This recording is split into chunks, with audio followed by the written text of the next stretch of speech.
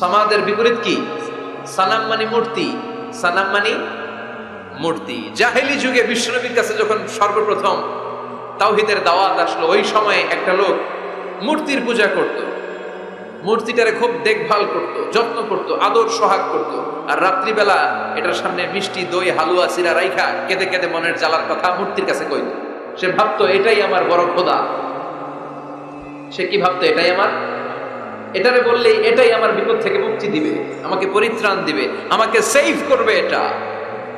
এভাবে সে আল্লাহকে বাদ দিয়ে মূর্তির ইবাদত করত, মূর্তিকে খুব যত্ন করত। একদিন কোন এক কাজে মূর্তিটাকে রেখে সে ঘরের বাইরে গেল, এক পাশে গেল। কাজ শেষে এসে দেখে তার এই মূর্তির গায়ে পানি। মূর্তিটাকে দেখতে মনে হচ্ছে যে কে যেন গোসল করায় গেছে, পানি। তো সে ভাবলো যেহেতু আমার খোদার গায়ে পানি, এটা নিশ্চয়ই ভালো পানি হবে। He thought it is the water of mercy and blessings. সে ভাবলো it could be the water of rahma. এটা মনে হয় রহমতের পানি হবে, যেহেতু খোদার গায়ে পানি। তো রহমতের গায়ে পানি শুকিয়ে যাওয়ার আগে খেয়ে ফেলি, তাহলে সব রহমত ঢুকবে কই? পেটে। When he thought it is the water of rahma, water of mercy and blessings, he started to suck it with his tongue. সে জিহ্বা দিয়ে চাটতে শুরু করছে, চেটে চেটে সব রহমত নিয়ে নিচ্ছে পেটে। When he started to suck it, he found the taste is little bit bitter, the taste is weird. জিহ্বা দিয়ে যখন চাটতে শুরু করছে, তখন সে পেল যে এটার স্বাদটা কেমন যেন কটা কটা লাগে, লবণাক্ত, একটু টক টক, হাজবুলার মতো লাগে। কিসের মতো? কিরে এরকম লাগে কেন? If it is the water of mercy, it should be sweeter. এটা যদি রহমতের পানি হয়, এটা সুইট হবে, মিষ্টি হবে। এটা টক লাগে কেন, কটা লাগে কেন, ঘটনা কি? খুঁজতে লাগলো ডানে বায়ে, খুঁজতে খুঁজতে দেখে ঘরের পাশেই দুইটা খ্যাকশিয়া। অনেকে এই বর্ণনাটা দিতে যে কুকুরের কথা বলে, কিন্তু হাদিসে এসছে খ্যাকশিয়া, সালাবান, দুইটা খ্যাকশিয়া। দেখতো যে একটা খ্যাকশিয়াল এখনো পা উঁচু করে রাখছে, মাঝখান থেকে রহমতের পানি এখনো কিছু পড়ছে, just dropping the water of রাহমা, এখনো পড়তেছে টপ টপ। বোঝা যায় না? বোঝা যায়। টনক নড়েছে তার ঘুমন্ত বিবেক এবার জেগেছে। এবার সে চিন্তা করলো, হায় হায়, এতক্ষণ ভাবছি রহমতের পানি, এখন দেখি কুত্তার মুত, এখন দেখি খ্যাকশিয়ালের পেশাব। সর্বনাশ, কি করলাম এতটা বছর, এত টাকা, এত পয়সা, এত আদর সোহাগ যত্ন এটারে দিলাম, কি দিল তার বিনিময়ে সে আমাকে? যে একটা খ্যাকশিয়ালের পেশাব থেকে, কুকুরের পেশাব থেকে নিজের বাঁচাতে পারে না, সে জাহান্নামের আগুন থেকে কিয়ামতের দিন আমারে কেমনে বাঁচাবে? রাগের চোটে খোদারে ধরে দিছে আসার। খোদারে ধরে কি করছে? এক আসারে খোদার হাত পাও নাই, ভাঙ্গা খোদারে নিয়া দৌড়ে দৌড়ে বিশ্বনবীর কাছে এসেছে। এসে বলল, আব্দুল্লাহর বেটা মোহাম্মদ, এতদিন ভাবছি এটা খোদা, এখন দেখি হুদা। হুদা হুদা এটার পিছনে ঘুরছি, এটার কোনো পাওয়ার নাই, সব পাওয়ার আছে একজনের। চিল্লায় বলো, তিনি কে? ঝিনুকের ভেতর লুকিয়ে থাকে যেমন মতি, ঝিনুকের ভেতর লুকিয়ে থাকে যেমন মতি, কালমা শাহাদাতে আছে আল্লাহর জ্যোতি, কালমা শাহাদাতে আছে আল্লাহর জ্যোতি। পড়েন পড়েন। ঝিনুকের ভেতর লুকিয়ে থাকে যেমন মতি, ঝিনুকের ভেতর লুকিয়ে থাকে যেমন মতি, কালমা শাহাদাতে আছে আল্লাহর জ্যোতি, কালমা শাহাদাতে আছে আল্লাহর জ্যোতি। সুবহানাল্লাহ পড়ে। এসে বলে, আব্দুল্লাহর বেটা মোহাম্মদ, ভাবছিলাম খোদা, এখন দেখি হুদা, আর এটারে ডাকতে চাই না, তুমি আমারে পড়ায় দাও লা ইলাহা মুহাম্মাদুর রাসূলুল্লাহ। কালিমা পড়ে মুসলমান হয়ে গিয়েছে। সুবহানাল্লাহ পড়ে। এজন্য এই সূরার একটা নাম হচ্ছে সূরাতুস সামাদ। তাহলে পাইলাম সূরাতুত তাওহীদ, পাইলাম সূরাতুল মারিফা, পাইলাম সূরাতুস। সুবহানাল্লাহ পড়েন। এই সূরাটা বিশ্বনবী সাল্লাল্লাহু আলাইহি ওয়াসাল্লাম প্রতিদিন ফজরের নামাজের সুন্নত যে 2 রাকাত, ফজরের সালাতের সুন্নত 2 রাকাত পড়ি না আমরা, 2 রাকাতে বিশ্বনবী পড়তেন। মাগরিবের 2 রাকাত সুন্নতের মধ্যে এই সূরাটা পড়তেন। বেতেরের 3 রাকাতের শেষ রাকাতে বিশ্বনবী সূরাতুল ইখলাসটা পড়তেন। আবার তাওয়াফ করার পরে যারা হজ উমরা করছেন, তাওয়াফ করা লাগে না? কয়টা? 7টা। 7টা তাওয়াফে একটা তাওয়াফ হয়। 7টা রাউন্ড দিলে, টার্ন দিলে, 7 টার্নস মেক এ তাওয়াফ। 7টা টার্ন দিবেন আপনি, তখন একটা তাওয়াফ হয়। এই ইবাদতটা শুধু মক্কাতুল মুকাররমাতে করা যায়, আর পৃথিবীর কোথাও করা যায়? তাওয়াফ প্রতিদিন 120টা রহমত নাজিল হয় কাবা ঘরে। সিত্তুন আলী তাইফিন 60টা তাওয়াফকারীদের জন্য, আর বাইন আলিল মুসাল্লিন 40টা যারা কাবা ঘরে নামাজ পড়ে তাদের জন্য, ওয়াল 20 লিন-নাযিরিনা ইলাল কাবা, বাকি 20টা যারা নামাজও পড়ে না তাওয়াফও করে না, শুধু কাবার দিকে দু চোখ মেলে তাকিয়ে থাকে, তাদের উপর প্রতিনিয়ত 20টা রহমত নাজিল হতে থাকে। প্রতিদিন 120টা রহমত নাজিল হয় কাবাকে কেন্দ্র করে। সুবহানাল্লাহ বাড়িতে গিয়া চিৎকার করে আল্লাহু আকবার। এই 7 তাওয়াফ করার পরে 2 রাকাত নামাজ পড়া সুন্নাহ, জানেন? জানা না থাকলে জেনে রাখেন, হজে যেদিন যাবেন কাজে লাগবে, উমরা করতে গেলেও লাগবে। 7 তাওয়াফ করে 2 রাকাত সালাত পড়তে হয়। এই 2 রাকাতের প্রথম রাকাতে বিশ্বনবী পড়তেন সূরাতুল কাফিরুন, কুল ইয়া আইয়ুহাল লা আ'বুদু মা, আর দ্বিতীয় রাকাতে পড়তেন সূরাতুল ইখলাস। সুবহানাল্লাহ পড়েন। আবার বিশ্বনবী এই সূরাকে বলেছেন সুলুসুল কোরআন, কোরআনের 3 ভাগের 1 ভাগ। একবার কেউ যদি তাজবিদের সাথে সূরাতুল ইখলাস তেলাওয়াত করে, রব্বুল আলামিন তার আমলনামায় 10 পারা কোরআন তেলাওয়াতের সওয়াব দিয়ে দিবে। 2 বার তেলাওয়াত করলে 20 পারার সওয়াব দেয়া হবে। 3 বার যদি কেউ এই ছোট্ট সূরাটা কেবলমাত্র 3 বার তেলাওয়াত করে, পুরো কোরআন খতমের সওয়াব আমলনামায় দিবে কে? ফজিলত কম না বেশি? টের পাচ্ছেন তো ফজিলতটা? 3 বার পড়লে পুরো কোরআন কভার। কোন কোন মুহাদ্দিসিন বলেছেন না, বিশ্বনবী সুলুসুল কোরআন দ্বারা 1/3 অফ দ্য বুক দ্বারা এটা বুঝায় নাই। বিশ্বনবী বুঝিয়েছেন পুরো কোরআনটাকে যদি প্রেসাইজ করা হয়, কনসাইজ করা হয়, যে হুজুর পুরো কোরআনের সব কথাগুলো আপনি প্রেসাইজ করে 3 শব্দে আমারে বলেন যে পুরো কোরআন আল্লাহ কি বলেছে, তাহলে আমি বলবো কোরআনে আল্লাহ আপনাকে বলেছে তাওহীদের কথা, বলেছে রিসালাতের কথা, আর বলেছে আখিরাতের কথা। তাহলে পুরো কোরআনের মৌলিক কথা 3টা। 1 নাম্বার তাওহীদ, 2 নাম্বার রিসালাত, 3 নাম্বার সবাই বলেন 1 নাম্বার, 2 নাম্বার, 3 নাম্বার। যেহেতু এই সূরাটা তাওহীদ নিয়ে কথা বলে, যেহেতু এই সূরাটা তাওহীদের রূপরেখা অঙ্কন করেছে, সেহেতু কেউ যদি এই সূরাটা পড়ে কেমন যেন সে কোরআনের 3 ভাগের 1 ভাগ তেলাওয়াত করে ফেললো। সুবহানাল্লাহ। এজন্য এটাকে বিশ্বনবী বলেছেন সুলুসুল কোরআন, 1/3 অফ দ্য বুক। হয় একবার পড়লে 10 পারা, 2 বার 20 পারা, 3 বারে পুরো খতম, না হয় অন্তত তাওহীদের সব বিষয়গুলো আপনার অন্তরের মধ্যে ঢুকে যাবে। চিল্লায় কোন আল্লাহু আকবার। অনেক বরকতের সূরা। বিশ্বনবী মুহাম্মদ রাসূলুল্লাহ সাল্লাল্লাহু আলাইহি ওয়াসাল্লাম মক্কা থেকে মদিনায় হিজরত করে আসলেন। মদিনায় যাওয়ার আগে কোবা পল্লী, যারা হজ উমরায় গিয়েছেন, মক্কা থেকে মাত্র 5 কিলোমিটার দূর একটা মসজিদ আছে, মসজিদে কোবা। প্রতিদিন শনিবার বিশ্বনবী মসজিদে নববী থেকে কোবা মসজিদে হেঁটে হেঁটে যে 2 রাকাত নামাজ পড়তেন। কেউ যদি অজু করে, ঘর থেকে অজু করে যে কোবার মসজিদে নামাজ পড়ে, তার আমলনামায় আল্লাহ একটা কবুল উমরা হজের সওয়াব দিয়ে দিবে। এজন্য দেখবেন প্রতি শনিবারে কোবা মসজিদে ভিড়। আমি যতবার গিয়েছি সৌদিতে, প্রত্যেক শনিবারে ওখানে জিয়ারত করেছি। শনিবারে যে কোবা মসজিদে আপনি নামাজ পড়বেন। এই কোবা মসজিদ তৈরি করে বিশ্বনবী চলে আসলেন মদিনাতুল মুনাওয়ারাতে। এসে তিনি জায়গা চুজ করলেন, কোথায় হবে আমার মসজিদ, লোকেশন চুজ করলেন। বিশ্বনবী লোকেশন চুজ করতে পারতেন খুব ভালো। খুঁজে খুঁজে এমন একটা জায়গা তিনি বাছাই করলেন, সেন্টার অফ দ্য সিটি, এটা শহরের একেবারে মাঝখানের জায়গা। বিশ্বনবী বললেন এই জায়গা আমার লাগবে। সুবহানাল্লাহ কইবেন না? কি জ্ঞান, কি বুদ্ধিমত্তা, কি ফিলোসফি ছিল বিশ্বনবী। সব জায়গায় বিশ্বনবীর এই অভাবনীয় বুদ্ধিমত্তা। বিশ্বনবী যখন কোনো যুদ্ধে যেতেন, যুদ্ধ ডান দিকে, যুদ্ধ কোন দিকে, কিন্তু সেনাপতি নিয়ে বের হইতেন বাম দিকে, বের হইতেন বাম দিক দিয়ে, গুইরা টুইরা ওই দিকে যাইতেন। সুবহানাল্লাহ কইবেন না? যাতে কেউ কল্পনাই করতে না পারে কোথায় অ্যাটাক করবে। এটা হচ্ছে সেনাপতির যুদ্ধ কৌশল। বিশ্বনবীর যুদ্ধ যদি হতো বাম দিকে, উনি বের হইতেন ওই দিকে। বিশ্বনবীর যুদ্ধ হলো সামনে, মদিনা থেকে তিনি পিছনের রাস্তা দিয়ে অনেক দূরে চলে যেতেন। সেখান থেকে মরুভূমির পথ পাড়ি দিয়ে তারপর যুদ্ধের ময়দানে যেতেন। বুদ্ধিমত্তা, intellectual power. He was a very good mediator ever in the world.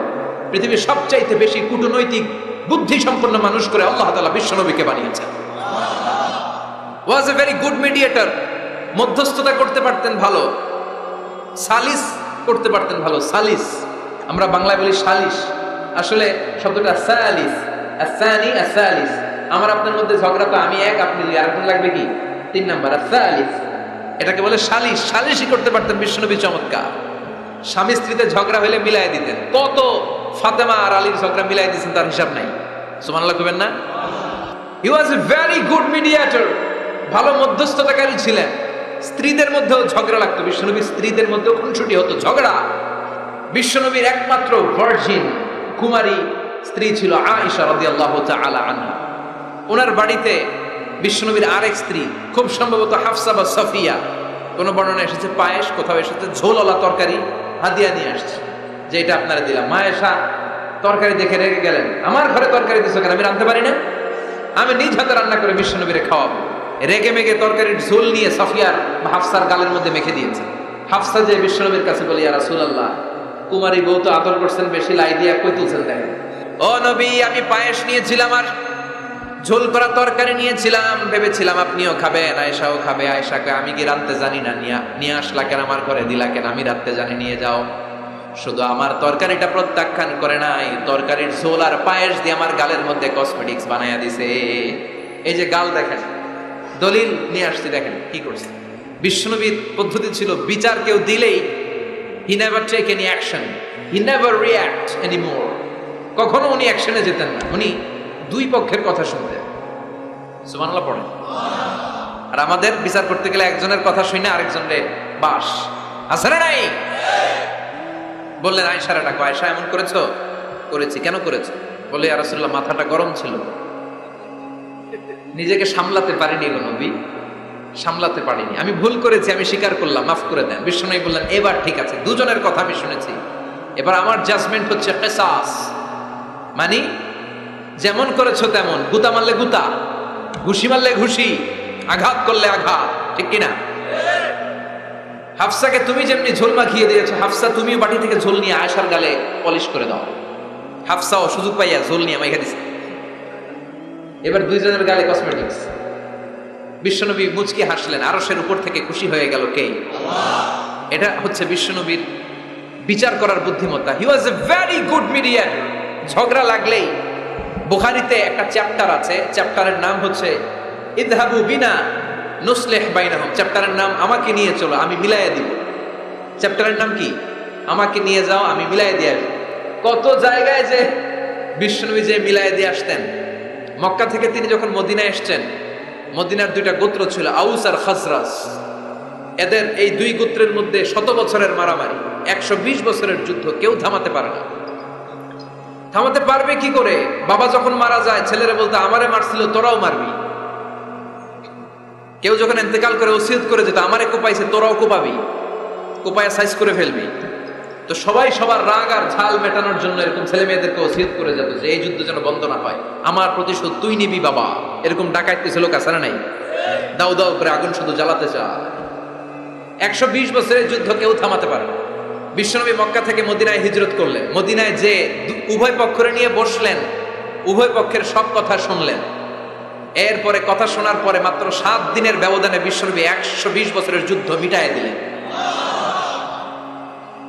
এতদিন পর্যন্ত নিয়ম ছিল, আউসের কেউ খাজরাজের কোনো মেয়ে বিয়ে করে না, খাজরাজের কোনো ছেলে আউস থেকে মেয়ে নেয় না। ওদের আনন্দ ওদের মতো, এদের আনন্দ এদের মতো।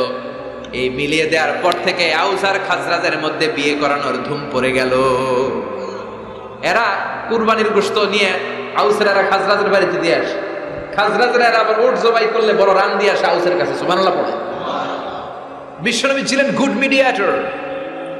তিনি মদিনায় লোকেশন খুঁজতেছেন, কোথায় হবে আমার মসজিদ নববী, যেটা হবে আমার ক্যান্টনমেন্ট, যেটা হবে আমার গণভবন, যেটা হবে আমার বাসভবন, যেখান থেকে আমি মিলিটারি সোলজার পাঠাবো অ্যাটাক করার জন্য, যেখানে হবে আমার জেলখানা, যেখানে হবে আল্লাহর কাছে সেজদা দেওয়া, জিকির করার জায়গা। চিল্লা এখন ঠিক কিনা? এখন মসজিদগুলোরে আমরা মনে করছি শুধু ইবাদতের জায়গা। এই মসজিদ কেন্দ্রিক সব হতে হবে। আপনি গোটা বিশ্ব দেখেন, বাংলাদেশের ছোট্ট একটা চিপার মধ্যে একটা মসজিদ দাঁড় করা হয়েছে। মসজিদ হবে অনেক বড় এরিয়া নিয়ে, পার্কিং লট থাকবে বড় বড়। মসজিদের একতলায় থাকবে কমিউনিটি সেন্টার, এক জায়গায় থাকবে হিজামা সেন্টার, এক জায়গায় থাকবে রুকিয়া সেন্টার, আরেক জায়গায় খতিব সাহেব সোশ্যাল কাউন্সিলিং করবে। যুবকদের কি সমস্যা, নারীদের কি সমস্যা, বিধবাদের কি সমস্যা, কার কি মাসালা জানার আছে, লিগ্যাল অপিনিয়ন জানার আছে, খতিব সাহেব সোশ্যাল কাউন্সিলিং করবে। চিল্লা এখন ঠিক কিনা? এইভাবে গোটা বিশ্বব্যাপী মসজিদ কেন্দ্রিক কাজ হয়। এদেশে মসজিদে শুধু নামাজ, আর কিছু নাই। বিশ্বনবী লোকেশন তালাশ করতেছেন কোথায় বানানো যায় মসজিদ নববী। খুঁজতে খুঁজতে এমন জায়গায় বিশ্বনবী চয়েস করলো, ওটা ছিল ছাগল ঘোড়া এগুলোর আস্তাবল। কিছু জায়গায় খেজুর গাছের ভাঙা ক্ষেত, আর কিছু জায়গায় কাফির মুশরিকদের কবরস্থান। এখন এই জায়গায় মসজিদ করা তো কঠিন। বিশ্বনবী বললেন, না, আমার নজর এক জায়গায় যদি পড়ে ওইখান থেকে আমি ফিরাই না সহজে, ট্রাই কর, এটাই আমার লাগবে মসজিদে নববী। বিশ্বনবী বললেন, ছাগল গরুর আস্তাবলকে সমান করো, খেজুর গাছ ভাঙ্গা যেগুলো আছে খেজুর গাছগুলো কেটে ফেলো, কাফের মুশরিকদের যত কবরস্থান আছে কবরস্থান থেকে হাড্ডি গুড্ডি এখান থেকে নিয়ে অন্য জায়গায় দাফন করো। সুবহানাল্লাহ। মসজিদে নববী শুরু হয়ে গেল। নিজ হাতে পাথর কেটে কেটে তিনি মসজিদে নববী বানালেন। আর এর আগে যেটা বানায় আসছে ওটার নাম মসজিদে কুবা। ওটার নাম কি? আপনাদের এলাকায় অনেক জায়গায় আছে না মসজিদে কুবা?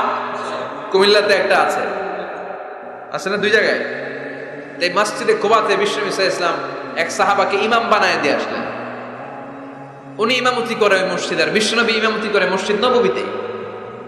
মসজিদে কুবার যে ইমাম, তিনি প্রতি রাকাতে জাহরি কেরাতে মানে মাগরিব এশার ফজরের সালাতে প্রত্যেক রাকাতে সূরা ফাতিহার পরেই এই সূরা ইখলাস পড়ে।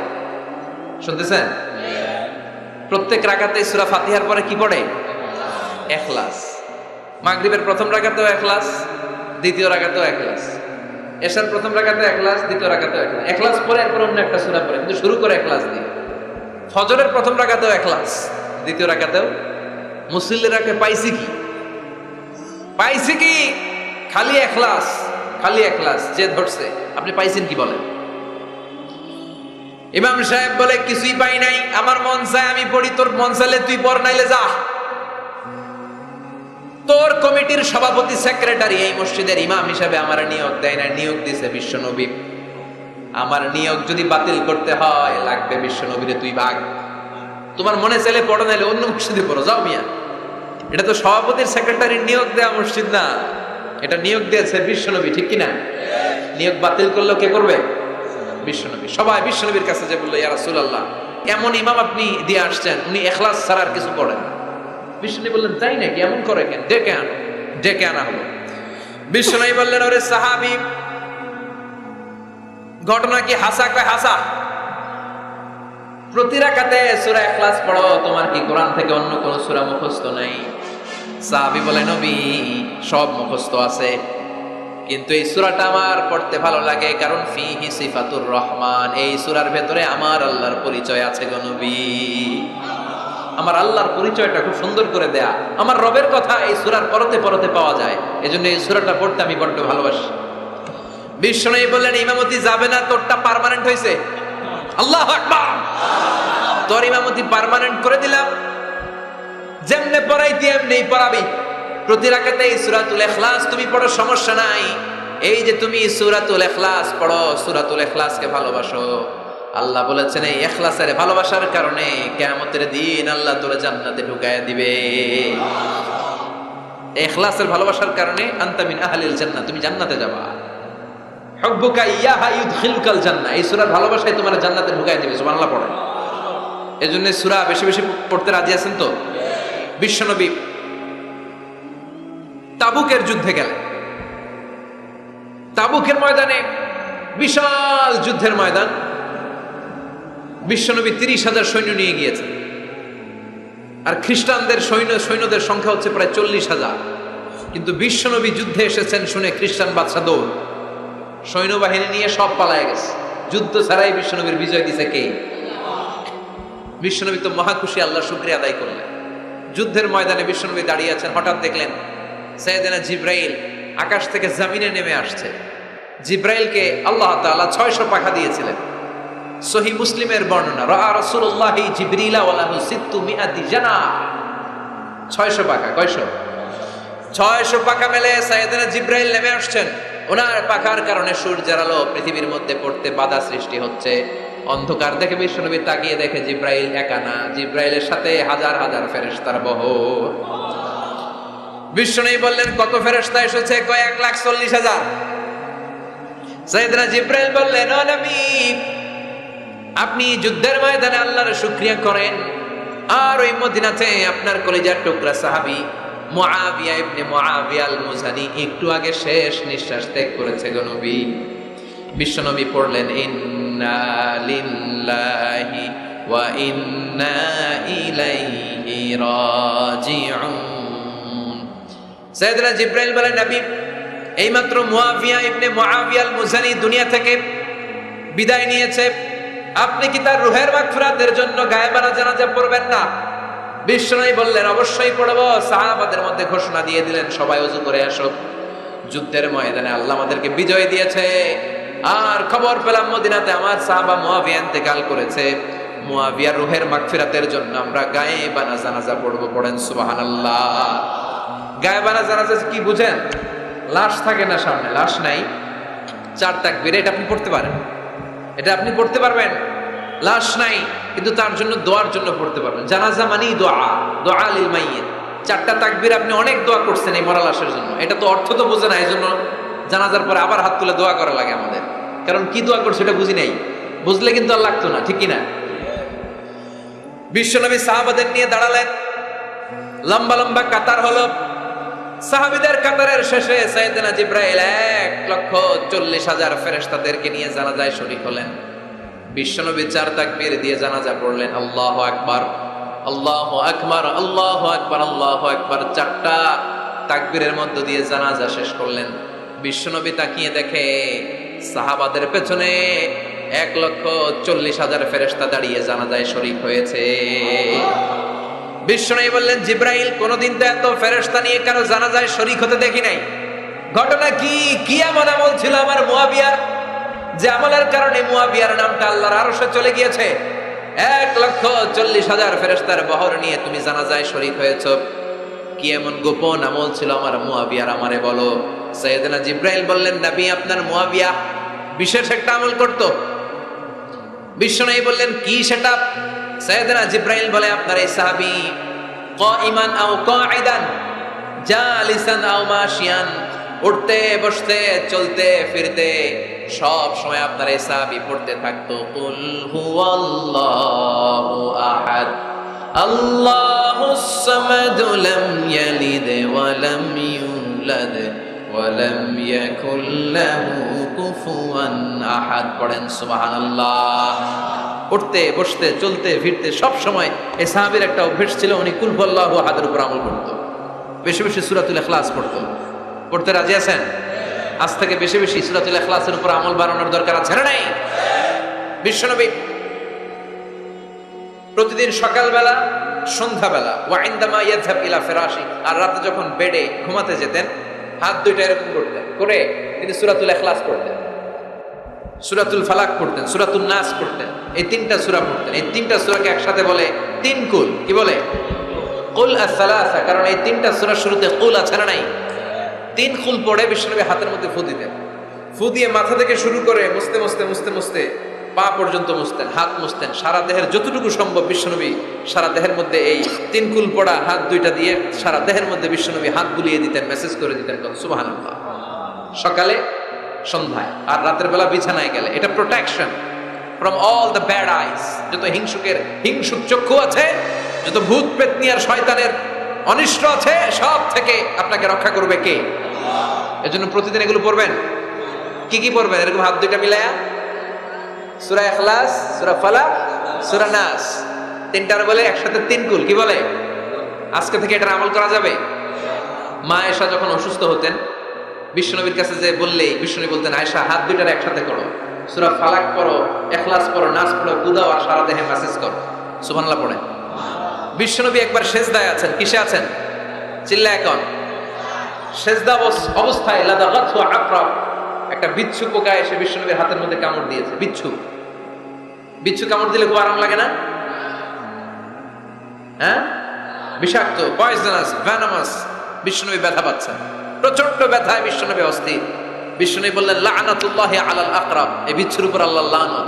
এটা মুসল্লিও ছিল না, নবীও ছিল না, কোন জায়গায় কামড় দিতে হবে এটাও জানে না, কিন্তু কামড় দিয়েছে, ব্যথায় কাতরাচ্ছে। বিশ্বনবী বললেন, লবণের পানি গরম দাও, আঙ্গুলের উপরে ঢালো।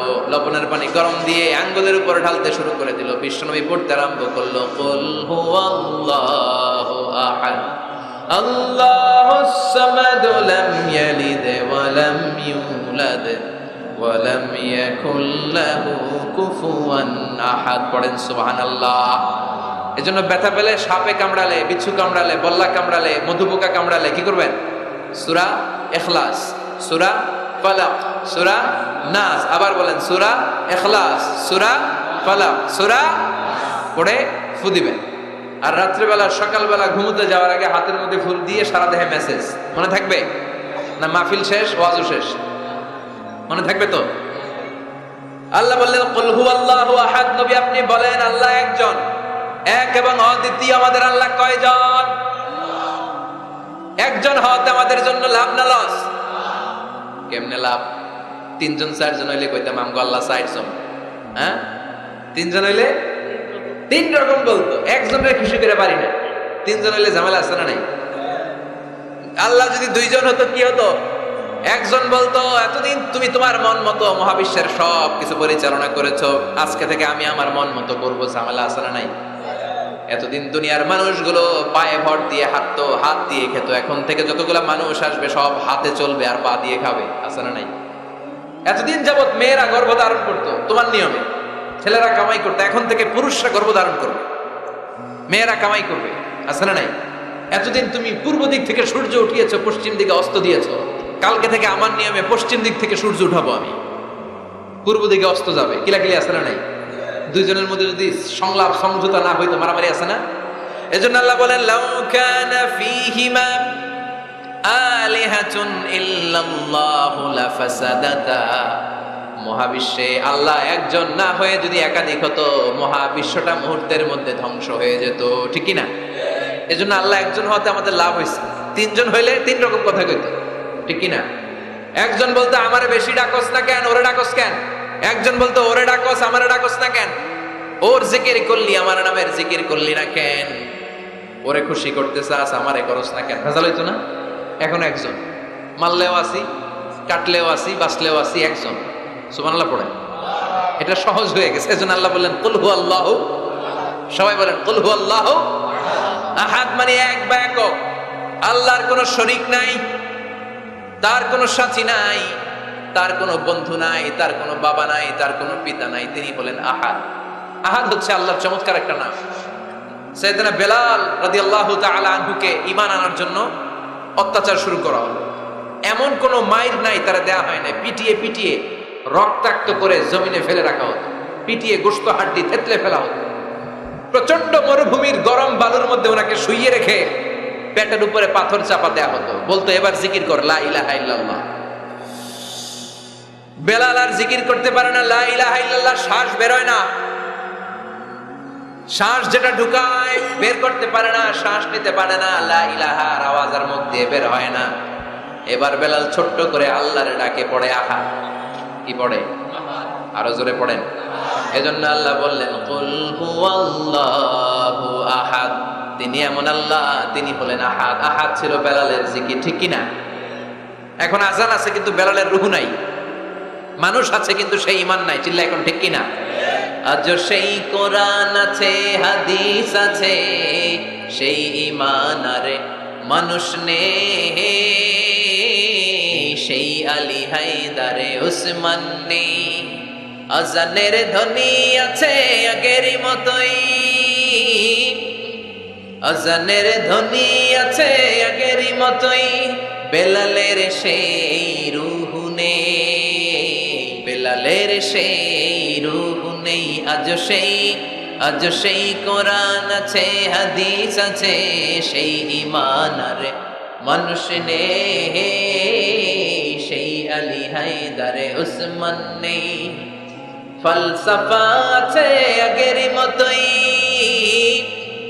ফলসফা আছে আগেরই মতোই, গজলের সেই তালকিন নেই, গজলের সেই তালকিন নেই। আজ সেই কোরআন আছে, হাদিস আছে, সেই ঈমান আর মানুষ নেই, সেই আলী হায়দারে উসমান নেই। চিল্লায় বলেন ঠিক কি না? আজান আছে, বেলালের রূপটা নাই। দর্শন শাস্ত্র আছে, লজিক আছে, মান্তিক আছে, ফলসফা আছে, কিন্তু গাজালির সেই তালকিন নাই। চিল্লায় এখন ঠিক কি না? এজন্য আল্লাহ বললেন আমার নাম হলো আহাদ, কুল হুয়াল্লাহু আহাদ। এরপর আল্লাহ বললেন আল্লাহুস সামাদ, আমার নাম হলো সামাদ। ওনার নাম কি? সামাদ মানে অমুখাপেক্ষী, কাদিউল হাজাত, যিনি সবার চাহিদা পূরণ করে। তিনি কে? যিনি সবাইরে দেয়, কারো কাছ থেকে কিছু চায় না। তিনি কে? সবাই যার কাছে ঠেকা, যিনি কারো কাছে ঠেকা না। চিল্লায় বলেন তিনি কে? মা ইউসমাদু ইলাইহিল খালকু কুল্লু, যার দিকে গোটা পৃথিবী হাত পেতে ফরিয়াদ করে, যার দিকে পৃথিবীর সব সত্তা তাকিয়ে থাকে। তিনি রহমতের বারিধারা নাজিল করলে, তিনি রিজিক দিলে আমাদের বেঁচে থাকা সম্ভব। তিনি ছাড়া কেউ আমাদের রিজিকের যোগান দিতে পারে? তার নাম কি? আল্লাহ ডেকে বলে গোলাম লাউ আন্না আউওয়ালাকুম ওয়া আখিরাকুম ওয়া ইনসাকুম ওয়া জিন্নাকুম, তোমাদের শুরু থেকে শেষ পর্যন্ত, আদম থেকে শেষ পর্যন্ত যত লক্ষ কোটি মানুষ দুনিয়ায় আসবে, সবগুলো মানুষ বিশাল এক মরু প্রান্তরে দাঁড়িয়ে যদি আমি আল্লাহর কাছে চাইতে শুরু করে দাও, সবাই যদি আল্লাহর কাছে মনের সব চাওয়াগুলো বলে, আল্লাহ আমারে বাড়ি দাও, আমারে গাড়ি দাও, নারী দাও, এটা দাও, ওটা দাও, আমার সব দাও, আল্লাহ সবাইকে সব যদি দান করে দেয়, আল্লাহর ক্ষমতার 1 ইঞ্চিও কমবে না, আল্লাহর ধনভাণ্ডারের 1 ইঞ্চিও ঘাটতি হবে না। সুবহানাল্লাহ পড়ে। এজন্য কেউ যেটা পারে না, পারে কে? আমাদের যার যা দরকার আল্লাহ যদি সবাইরে সব দিয়ে দেয়, ওনার ভান্ডারের কিছু কমতি হবে? এজন্য ওনার নাম সামাদ। সবাই ওনার কাছে হাত পাতে। উনি হাত পাতে কার কাছে? কথা কন। সবাই ওনার কাছে ঠেকা, উনি ঠেকা কার কাছে?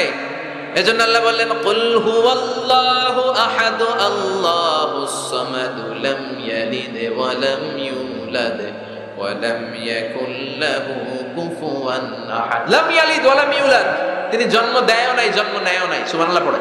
আমার বাবা আছে না? আপনার বাবা আছে না? আল্লাহর বাবা আছে? সুবহানাল্লাহ পড়ে। আমাদের ছেলে মেয়ে হয় না? আমাদের কারো ছেলে হয়, কারো মেয়ে হয়। আল্লাহর ছেলে মেয়ে আছে? কথা কন। মক্কার মুশরিকরা বলতো আল মালাইকাতু বানাতুল্লাহ, ফেরেশতারা আল্লাহর মাইয়া।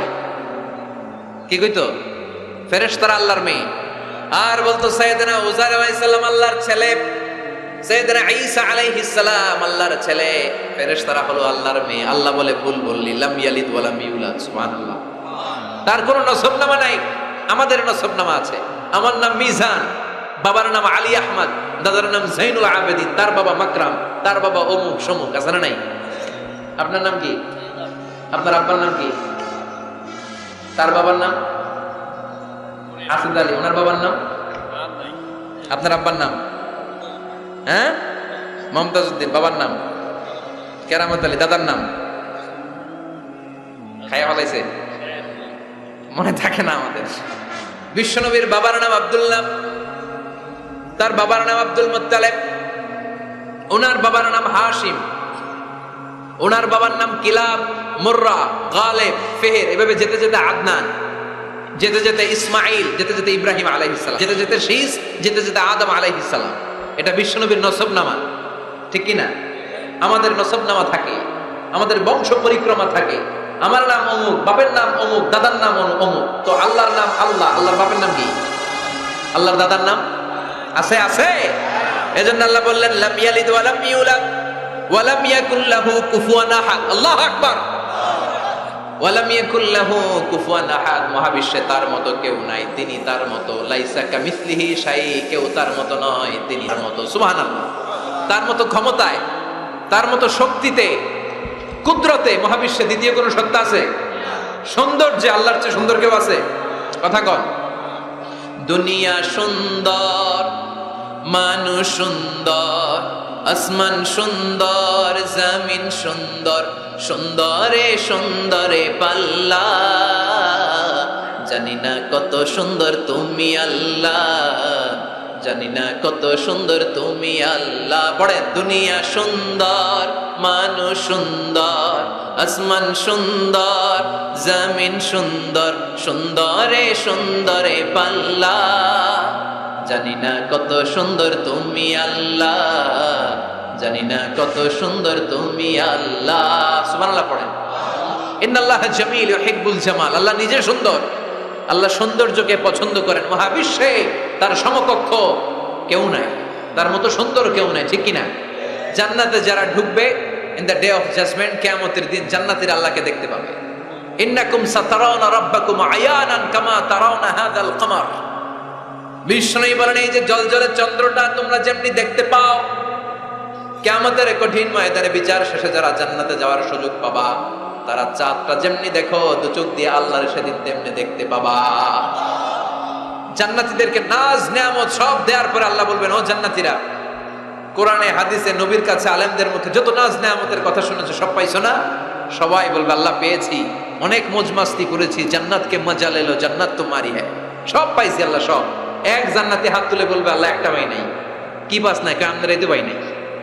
সুবহানাল্লাহ কবেন না? আল্লাহ আপনারে পাই নাই। তখন আল্লাহ তাআলা নিজের গোপন সৌন্দর্যকে সেদিন জান্নাতীদের কাছে প্রকাশ করে দিবে। বিশাল এক কনফারেন্স রুমে জান্নাতের ভেতরে লক্ষ লক্ষ নবীদেরকে নিয়ে বসবেন, সবার সামনে থাকবে বিশ্বনবীর সিংহাসন। সুবহানাল্লাহ পড়ে। তারপরে অন্যান্য নবীরা, আল্লাহর ওলিরা, শাহিদরা, সালেহিনরা, মুমিন বান্দারা, আপনারা সবাই থাকবেন ওই দিন ইনশাআল্লাহ। কোন আল্লাহ তার নিজের সৌন্দর্য প্রকাশ করবে জান্নাতীদের সামনে। লক্ষ লক্ষ কোটি কোটি জান্নাতীরা বসে থাকবে, আল্লাহ দেখাবেন ওনার সৌন্দর্য। 70,000 নূরের পর্দার কথা আমরা বলি, বর্ণনাটা দাঈফ, আসলে যে কত পর্দা আল্লাহই ভালো জানে। আমরা বলে থাকি 70,000। এই পর্দার অন্তরাল থেকে আল্লাহ তাআলা নূরের ঝলকানি একটু জান্নাতীদের দেখিয়ে দিবেন। উজুহু ইয়াউমাইযিন নাযিরা ইলা রাব্বিহা নাযিরা। জান্নাতীরা পাগল হয়ে থাকবে আল্লাহর দেখার জন্য।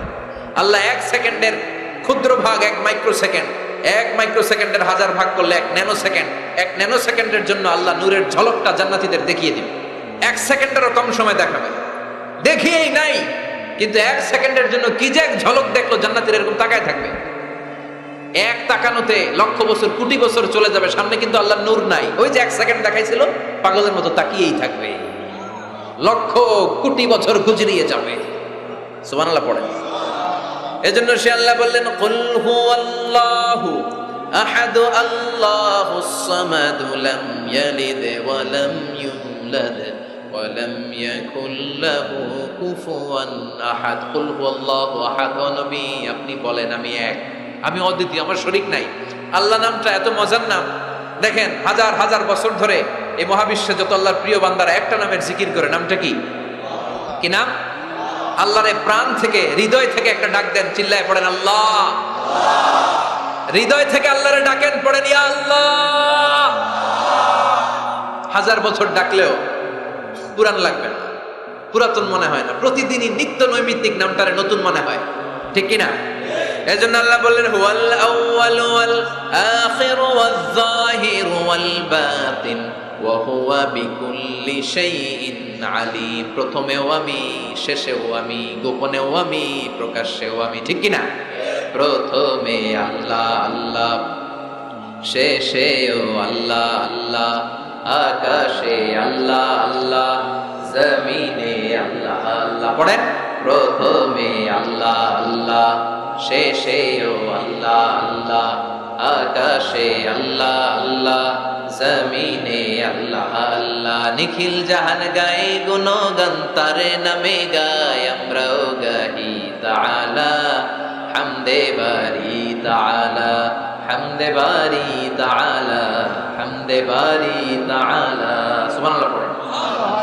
তিনি প্রথম, তিনি শেষ, তিনি প্রকাশ্য, তিনি গোপন। এজন্য চাইতে হবে কার কাছে? ওনার নামটা কত সুন্দর দেখেন, আলিফ লাম লাম হা, আল্লাহ। এটার কোনো স্ত্রী বচন হয় না, এটার দ্বি বচন হয় না, এটার বহু বচন হয় না। ভগবানের ভগবতী আছে না নাই? ঈশ্বরের ঈশ্বরী, গডের গডেস। কিন্তু আল্লাহর নামের কোনো পরিবর্তন হয়? কি মজার নাম! বিপদে বললেই আমরা জপি। বিপদ যত বেশি হয় আল্লাহর নামের জিকির তত বেশি। আবার বিপদ যখন চলে যায় আল্লাহর নামের জিকিরও বন্ধ হয়ে যায়। এরকম ডাকাত আছে না নাই? فإذا ركبوا في الفلك دعوا الله مخلصين له الدين فلما نجاهم إلى البر إذا هم يشركون।